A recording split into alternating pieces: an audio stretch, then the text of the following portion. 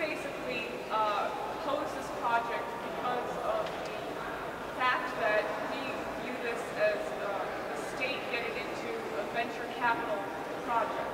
The citizens of Rhode Island should not be put at risk of bearing the burden of high energy costs to the benefit of private industry.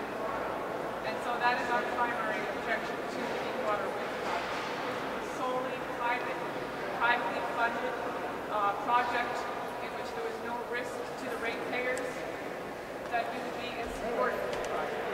However, as it stands now, that is not the case. There is a guarantee in there that the cost will be borne by the ratepayers of Rhode Island. And at this point in time, in our economic climate, people of Rhode Island cannot afford to have their electricity rates raised 3 times, and for businesses to bear the burden of high energy costs as well, which could potentially result in actually a decrease in jobs because of this project.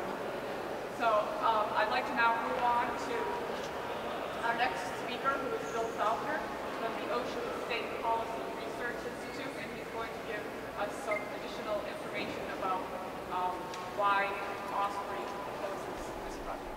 Thank you. My name is Bill Faulkner. I'm with Ocean State Policy Research Institute. I do have to correct Colleen on one point, though, that we don't oppose or support legislation. Our job is simply here to provide information and give you some background information so that you can deal with your legislators appropriately. As you notice, there's a lot of people here in opposition to this bill, whether it be on the process basis, on the economics of it, the environmental impact, even on the aesthetic value of the project. But really, there's more than what they're talking about. They're talking about Senate Bill 2819, which is a bill that bypasses the PUC and allows this Deepwater project to progress. There's actually 2 other bills that are involved in this, 2841 and 2842. 2842 also bypasses the PUC, and then it allows a energy generation facility at the Johnston landfill using methane gas.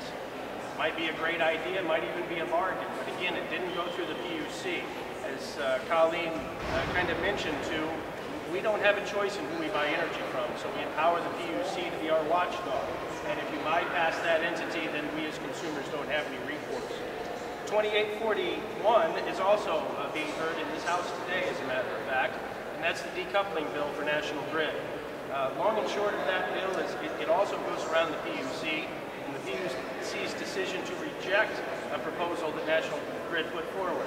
The decoupling bill essentially separates production, energy generation and energy distribution and holds them harmless for their generation. So as an example, if you have a $100 electrical bill and you cut your consumption in half, your bill won't go down in half. The half of it that is for electric will go down, the generation will go down, but the half of it that goes to distribution will remain the same. So you can cut your consumption of energy in half, but your bill will only go down by about 25%. But that brings us back to Bill 2819. There's 2 main issues on this bill that most people are talking about. Number 1, the money, and number 2, the jobs. First of all, in regards to the money, we all understand that an investment is needed to get into the renewable energy industry. As Colleen mentioned, I would prefer that that would be private money, but even assuming that you want government money to do it, the question is it feasible and is it sustainable? The CEO of Deepwater was on Dan York's show today, and he was pressured to answer the question, when will this be a good deal? Over the next 20 years, I think they're trying to work on the mic. In the next 20 years, will that ever be a good deal? And he wouldn't answer the question, and he threw out a bit of a hyperbole, but the reality is it won't be a good deal.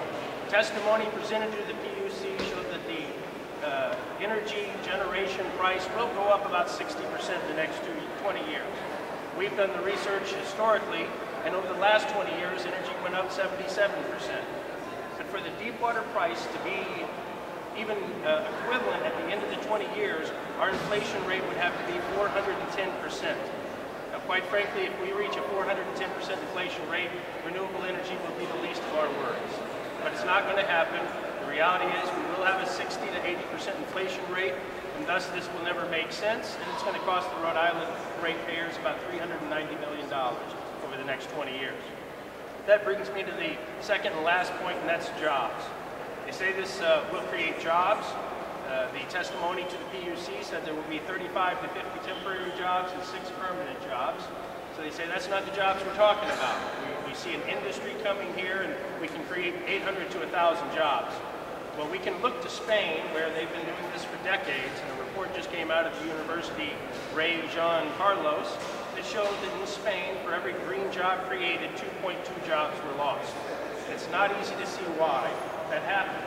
Here in Rhode Island, again, testimony to the PUC talked about a company in North Kingstown. They have 600 employees, and in the first year of this contract, their energy price will go up by $260,000. By the end of the 20 years, that final year energy additional cost will be almost $500,000. Now this company competes with other companies outside of Rhode Island that won't be hit with this tax, additional fee, and they won't be able to pass the price on to the consumer, so that's probably going to cost jobs. That's why you see for every green job created, 2.2 jobs are lost in the private market. So that's all I wanted to do really, was kind of talk about what the bills are about, why these people are here. And as I said, there's a great variety of people that are here to speak about the bill, economics, environment, etc. I'd like to introduce the next gentleman now, Anthony Sperados. He is with the Rhode Island Alliance for Clean Energy, and he'll give you a Block Island perspective of this project. Thank you.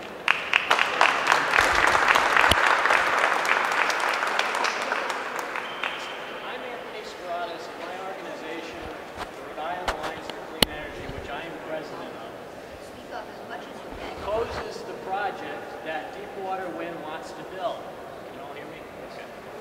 This offshore wind project will be financed on the backs of hard-working ratepayers and businesses of this state. Make no mistake about it, you'll see your electricity rates go up from 9 cents a kilowatt hour to more than 24 cents a kilowatt hour, virtually tripling your electricity rates overnight if this offshore wind farm is built.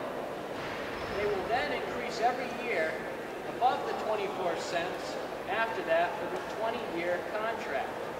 This will be Rhode Island's version of the Big Dig. And guess who pays for this mistake? We will. We will have to live with the consequences of our elected officials' mistakes and bad energy policy. This project is not a job creator. It is a job destroyer. Our elected officials have been sold a bill of goods by Deepwater Wind and the governor. 35 of the largest utility users, which employ 50,000 people in this state, have voiced opposition to the demonstration project Deepwater Wind seeks to build because it would increase their electricity rates astronomically. These 50,000 jobs are jobs that are already here. Jobs that Rhode Island families desperately need to keep in these hard economic times. This project will increase the electricity rates of the companies these people work for drastically, causing them to reconsider keeping their operations in this state. For example, Torrey Plastics America, which operates a factory in this state and is the largest electricity user